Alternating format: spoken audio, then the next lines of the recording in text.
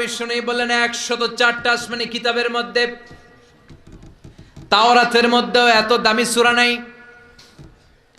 ইনজিলের মধ্যেও এত দামি সূরা নাই, জাবুরের মধ্যেও এত দামি সূরা নাই, সুহুফে ইব্রাহিম ও মুসার মধ্যেও এত দামি সূরা নাই।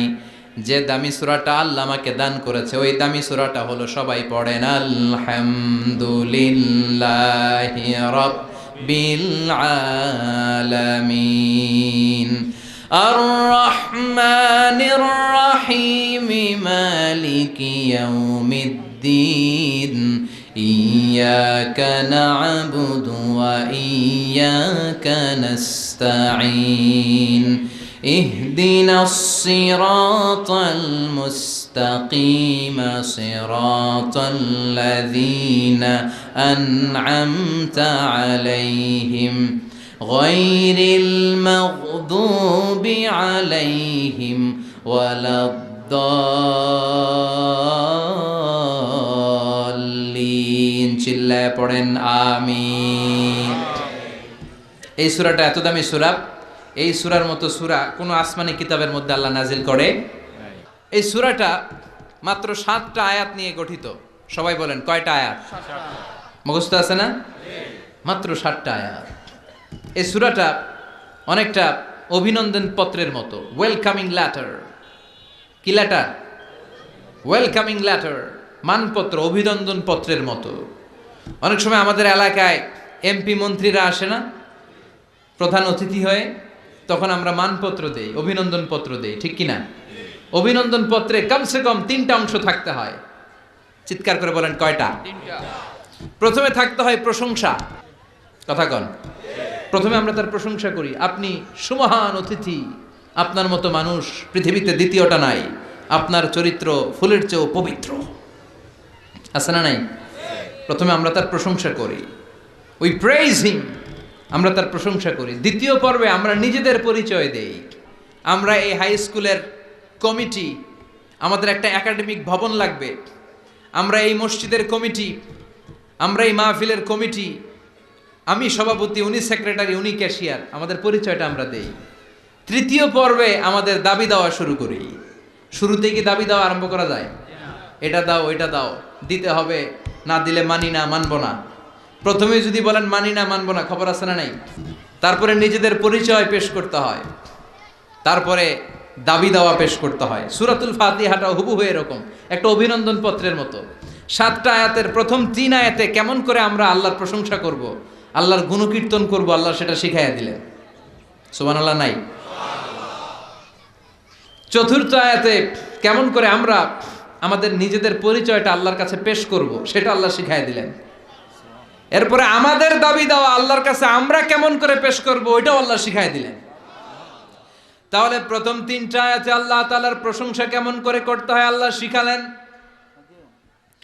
চতুর্থ আয়াতে কেমন করে আমাদের পরিচয়টুকু আল্লাহর কাছে পেশ করব আল্লাহ সেটাও শিখাইয়ে দিলেন। শেষের 3টা আয়াতে কি দাবি দেওয়া আমাদের পেশ করা দরকার আমাদের চেয়ে ভালো জানে কে? কেউ যেটা জানে না, জানে কে? আমরা আমাদেরকে যত ভালোবাসি, আমাদেরকে আমাদের চাইতেও বেশি ভালোবাসে কে? সুবহানাল্লাহ। বাড়িতে গিয়ে কইন, আপনি আপনারে যত ভালোবাসেন আল্লাহ তাআলা আপনার চাইতেও আপনারে বেশি ভালোবাসে। আল্লাহু আকবার। প্রথম 3 আয়াতে প্রশংসা বাণী, চতুর্থ আয়াতে নিজেদের পরিচয়, পঞ্চম, ষষ্ঠ এবং সপ্তম আয়াতে কেমন করে দাবি দাওয়া পেশ করব সব শিখায়া দিলেন কে? এই সূরাতুল ফাতিহা এটা কিন্তু আল্লাহর সাথে আমাদের কনভারসেশন বুঝেন তো, কথোপকথন, ডায়ালগ।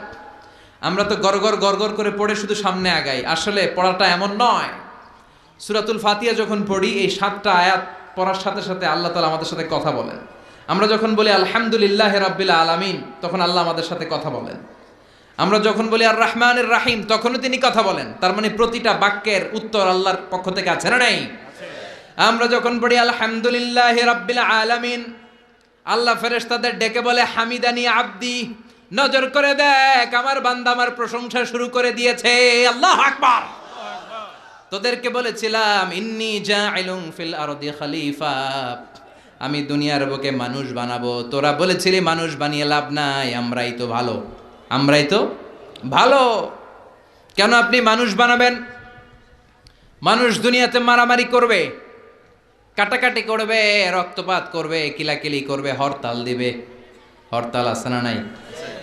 কিলাকিলি আছে না নাই? গদিলে টানাটানি আছে না নাই? মানুষ তো রক্তপাত করবে। আল্লাহ মানুষ কেন? আমরাই তো ভালো। আল্লাহ বলেছিলেন ইন্নী আ'লামু মা লা তা'লামুন, আমি যেটা জানি তোরা সেটা জানিস না। চিৎকার করে বলেন ঠিক কিনা? তো ফেরেশতাদেরকে দেখানোর জন্য আল্লাহ বলবেন হামিদানি আব্দি, দেখ তোরা মানুষ বানাতে নিষেধ করেছিলি, নজর করে দেখ আমার বান্দা আমার প্রশংসা গাওয়া শুরু করে দিয়েছে।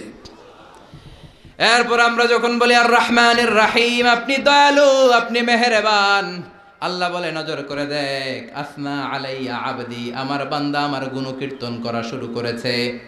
আমরা যখন পড়ি মালিক ইয়াউমিদ্দিন, আল্লাহ সাথে সাথে বলে দেয় মাজ্জাদানি আবদি, আমার বান্দা আমার মর্যাদার বর্ণনা দিয়েছে। সুবহানাল্লাহ।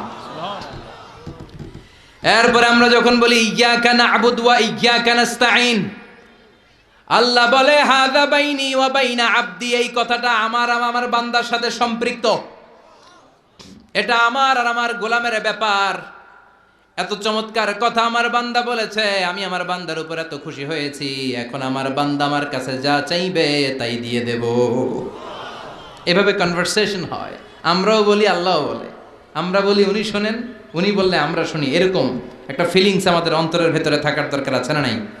7টা বাক্য, শুধুমাত্র কেবলমাত্র কয়টা বাক্য? 7টা। চিল্লায় বলেন।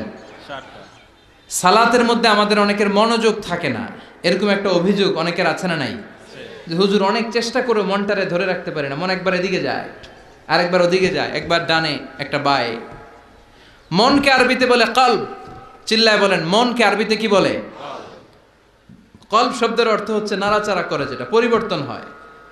পৃথিবীতে সবচাইতে নাড়াচাড়া করে যে জিনিসটা এদিকে দিকে ছোটে, ওটা হচ্ছে মন। ওটা কি?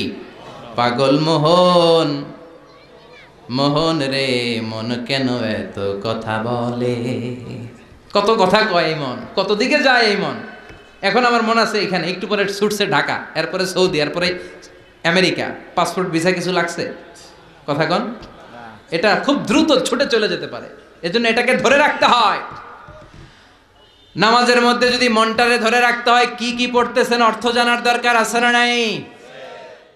আসুন আজকের এই তাফসির মাহফিলে অন্তত প্রতিদিন সূরাতুল ফাতিহার মধ্যে যে 7টা আয়াত আমরা পড়ি, এগুলোর অর্থ জেনে যাই, কি বলে আল্লাহর প্রশংসা করি, জানার দরকার আছে না নাই?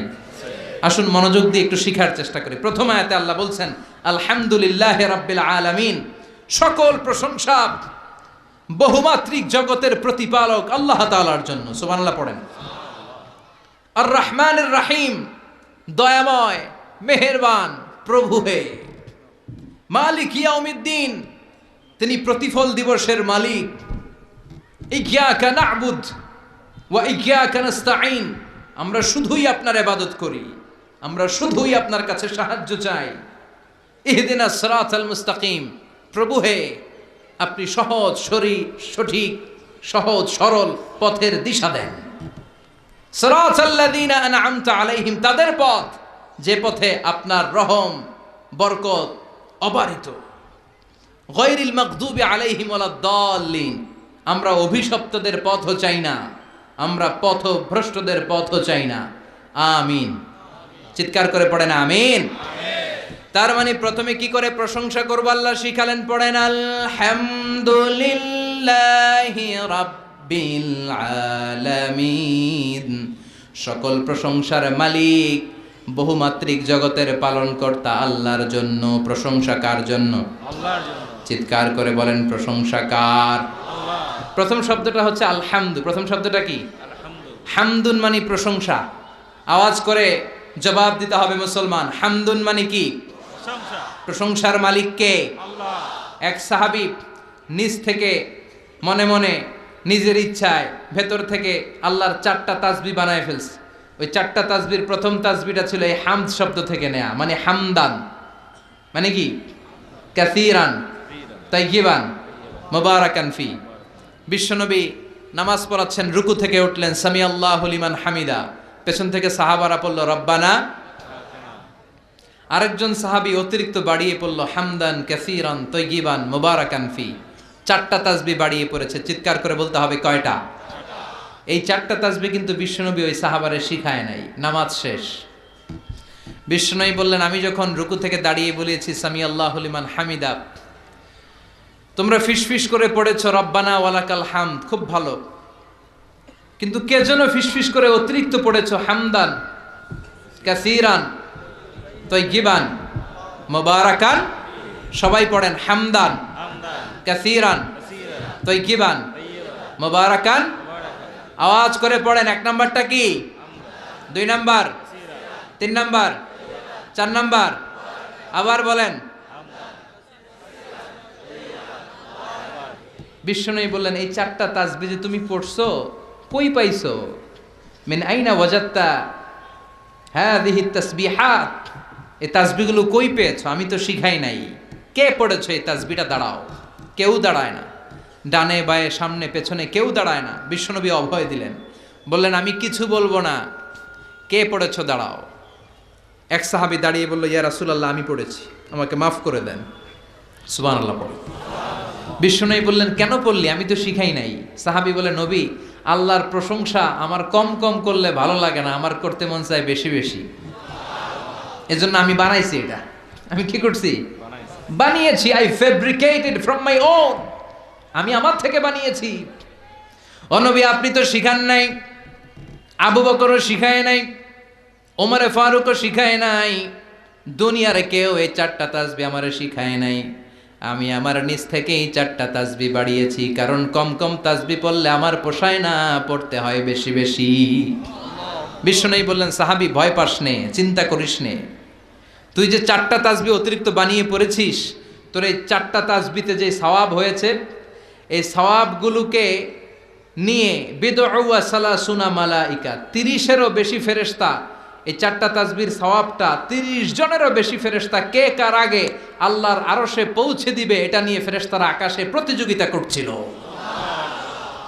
এজন্য সবসময় প্রশংসা করতে হবে একজনের। চিৎকার করে বলেন, তিনি কে? আল্লাহ। আজীবন যদি প্রশংসা করি, আল্লাহর প্রশংসা করে শেষ করা যাবে? কথা বলেন, আরো জোরে বলেন।